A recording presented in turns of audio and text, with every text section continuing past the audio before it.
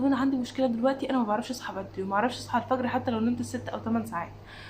فعاوزه اقول لك ان امتحان اخر السنه هيجي صعب وبتركات، ومش عاوزه اخوفك، ده انا بقول لك والله من اول السنه علشان تخلي بالك وتذاكر كويس.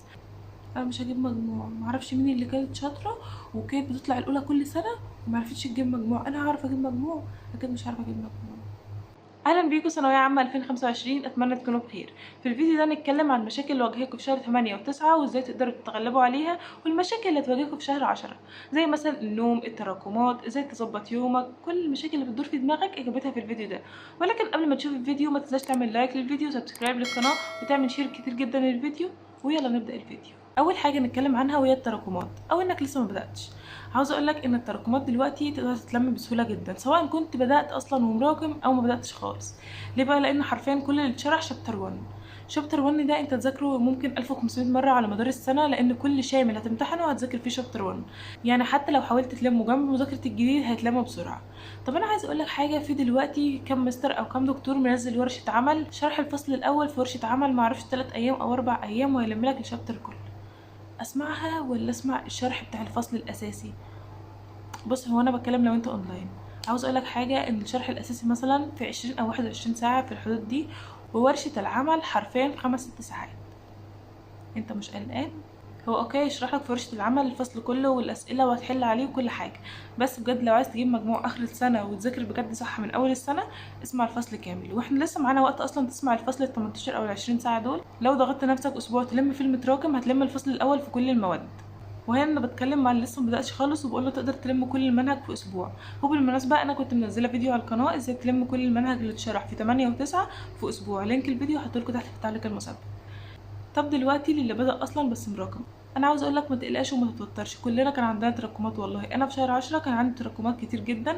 تراكمات شهر 8 و9 كان نصهم تقريبا متراكم عليا، وبدأت بالفعل مذاكره بجد بجد كان من شهر 10. واهم حاجه عشان تلم التراكمات دي لازم يبقى في جدول معين تلم بيه المتراكم. الجدول ده ليه ديدلاين معين تخلص فيه المتراكم عليك. ما تقولش مثلا انا هلم المتراكم وتسيب نفسك لحد اخر شهر 10 تخش 11 بالمتراكم عليك. لا، حط مثلا الاسبوع ده خلص كل المتراكم عليا مع الجديد وما بقاش عليا حاجه متراكمه، كده تخلص بسرعه. ولكن عايزه اقول لك حاجه تفرق معاك جدا في مذاكرتك وهتخليك تلم المتراكم عليك بسرعه، هي علاقتك بربنا. علاقتك بربنا في ثانويه عامه لازم تكون كويسه جدا، وحتى بعد ثانويه عامه.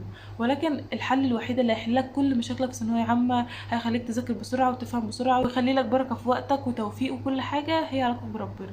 صلي الصلاه في ميعادها، اقرا قران، حاول تتصدق باللي تقدر عليه، اعمل كل حاجه تقدر عليها تحسن علاقتك بربنا. وصدقني دي الحاجه الوحيده اللي هتفرق معاك. ولما تيجي تذاكر مثلا، قوم صلي ركعتين لله بنيه انك تخلص كل اللي متراكم عليك وتفهم بسرعه ويجعل ليك بركه في الوقت. اقرا صفحه قران، صدقني الحاجات دي هتفرق جدا في المذاكره وهتشوف تاثيرها. هو مثلا لما تيجي تصلي او مثلا تقرا قران او تعمل حاجه معينه تحسن علاقتك بربنا، الشيطان يجي يقول لك فاكر الحاجه اللي عملتها معرفش الاسبوع اللي فات؟ فاكر انت عملت ايه؟ ربنا ما بيتعاملش معانا بعقلنا وتفكيرنا ده. ما تخلوش الشيطان يضحك عليكم ويوقفكم ويبعدكم عن ربنا. حاول تتقرب من ربنا قدر الممكن، وصدقني وقت الصلاة او القرآن ده مش هياخد من وقت مذاكرتك، بل هيزيدهم بركة وتوفيق. تاني مشكلة معانا وهي بغلط كتير او بحل غلط كتير في الشوامل. اغلط كتير دلوقتي وازعل دلوقتي احسن ما تغلط كتير في امتحان اخر السنة وتزعل وترجع تعيط. طب عايز حل المشكلة؟ عاوز اقولك مثلا الامتحان من 60 درجة، انت جبت 40 من 60، غلطت في 20 سؤال مثلا وليكن كل سؤال بدرجة. دلوقتي ال20 سؤال اللي انت غلطت فيهم دول مش هتعرف اجابتهم؟ مش لو جولك في امتحان اخر السنه هتكون عارف اجابتهم ان شاء الله؟ طب ما دي حاجه كويسه، انت كده كسبت 20 فكره جديده لو جاتلك في امتحان اخر السنه مش هتغلط فيها ان شاء الله. بص لها من جانب ايجابي، ان انت غلطت فيها دلوقتي مش هتغلط فيها في امتحان اخر السنه ان شاء الله.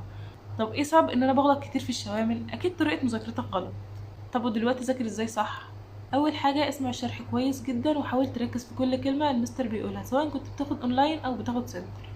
تاني حاجة اقرأ الدرس لوحدك في نفس اليوم اللي سمعت فيه الشرح، اقرأ الدرس فيه لوحدك وحاول تفهمه، اقرأه كذا مرة لحد ما تحس بجد انك فهمته. تالت حاجة طبق عليه على طول. بعد ما سمعت الشرح وقرأت الدرس لوحدك وحسيت انك فاهم، ابدأ طبق بقى. وطبيعي تغلط، طبيعي جدا انك تغلط في الحل وما تحلش كل حاجة صح.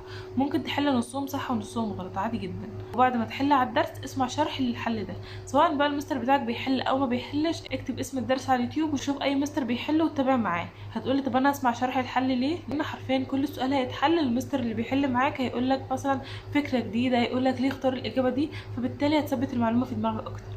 واي سؤال تغلط فيه حاول تعلم عليه، علشان لما تيجي تذاكر الدرس تاني تقرا الاسئله اللي غلطت فيها بس، وبالتالي تشوف انت كنت غلطان في ايه وتركز عليه وانت بتذاكر الدرس. رابع حاجه معانا وهي ازاي تنظم يومك. اول حاجه عايزه اقولها لك، علشان تنظم يومك لازم تظبط نومك. انت مش واحد مثلا بينام الساعه 3 الفجر ولا حاجه وبيصحى تاني يوم الظهر ومعرفش الدروس والحاجات دي، وجعلنا يومك الليل بيضيع على الفاضي لباسا وبالنسبه لنا يوم بيضيع ومش عارفه وجعلنا انظم. لا، انت لازم النهار كل يوم تنام في حدود 6 معاشا. او 8 ساعات علشان جسمك يرتاح وتصحى فايق وتقدر تستقبل المعلومات وتقدر تركز في المذاكره. الست او 8 ساعات اللي هتنامهم دول لازم يكونوا بالليل. ما تجيش تقول لي اصل انا هنامهم بالنهار عشان اذاكر بالليل، عشان مش بعرف اذاكر غير بالليل. زي ما ربنا قال في القران الكريم،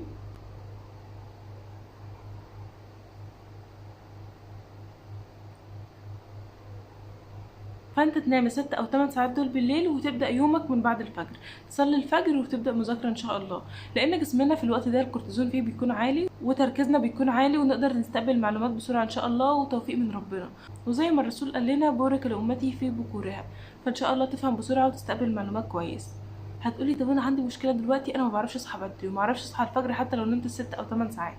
بص، في الاول كده اظبط منبه، هتصحى صدقني اول يومين كده هتعرف تصحى من المنبه.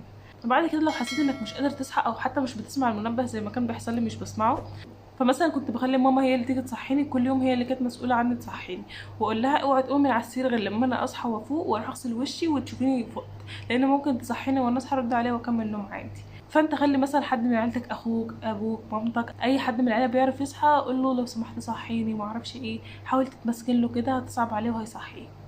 نيجي دلوقتي لمشكله انك بطيء في المذاكره، ودي اغلبكم بيعاني من المشكله دي، ولكن المشكله دي حلها انك مثلا تبعد عن المشتتات. انت ايه اللي بيخليك بطيء في المذاكره؟ ان مثلا جنبك موبايل، فانت مثلا جالك نوتيفيكيشن فمسكت الموبايل تشوف مين اللي بعت النوتيفيكيشن ده. كان مثلا نوتيفيكيشن من اليوتيوب، حد نزل فيديو جديد، مثلا واحد صاحبك بعت لك مسج، اي حاجه. قاعد بتفكر في الموبايل، قاعد مثلا وانت بتذاكر بتفكر هجيب مجموع اخر السنه ولا لا، ترى انا هجيب مجموع مش هجيب مجموع، طب لو ما جبتش مجموع هعمل ايه، طب ادخل جامعه اهليه جامعه خاصه، طب افرض ما جبتش مجموعهم، يا لهوي اعمل ايه دلوقتي.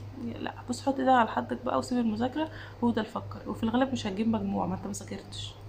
ممكن تقعد مثلا تتامل في سقف بيتكم مع انه موجود بقاله 17 18 سنه قدام، ولكن معرفش انت اكتشفت فيه ورده جنب الهلال اللي على السقف. فسبب بطئك في المذاكرة انك لاقي نفسك بمشتتات خارجية قاعد تفكر فيه، سواء كان موبايل، سقف بيتكم، مشاكل خارجية، هتجيب مجموع اخر السنة ولا ما تجيبش. حاول تفصل دماغك وقت المذاكرة من كل الحاجات دي، ما تفكرش في اي حاجة.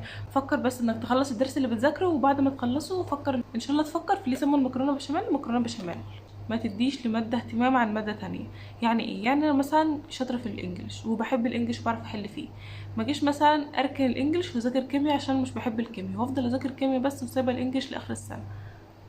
اوعى تعمل كده، ده اكبر غلط. الماده دي لو اهملتها بالذات هي اللي ممكن تضيع مجموعك اخر السنه. اذاكر كم ماده في اليوم، هو لغى من عندك مادتين وبقى عندك 5 مواد بدل 7 مواد. فعاوز اقولك ان امتحان اخر السنه هيجي صعب وبتركات، ومش عاوزه اخوفك، ده انا بقولك والله من اول السنه علشان تخلي بالك وتذاكر كويس، لان هو يعني ملغاش مادتين علشان سواد عيوننا ولا عشان تخفيف احمال عن الطالب. كلنا عارفين اللي فيها الامتحانات مش هتيجي سهله، هيقولك ده انا لغيلك مادتين وطول السنه بتذاكر 5 مواد بس، فانت تركز كويس جدا في كل ماده. طب دلوقتي هذاكر كام ماده برضو في اليوم. اول حاجه، انت قدامك الاسبوع 7 ايام، كده هيفيد معاك يومين في اخر الاسبوع. اليومين دول وليكن الخميس والجمعه. الخميس ده خليه مثلا انت كنت كل يوم في مذاكره ماده مثلا سايب جزء معين مذاكرتوش، او مثلا اهملت حاجه معينه عندك واجب معين، اكتبه يوم الخميس. ويوم الجمعه خلي مثلا نص بريك ليك، اعمل في اللي انت عايزه دلوقتي، والنص حاول تراجع على محتوى الاسبوع كله كده لفه سريعه، انت بالتالي مذاكره فمش هياخد معاك وقت، ممكن 6 ساعات تراجع بقى المنهج بتاع المواد كلها اللي اخدته في الاسبوع.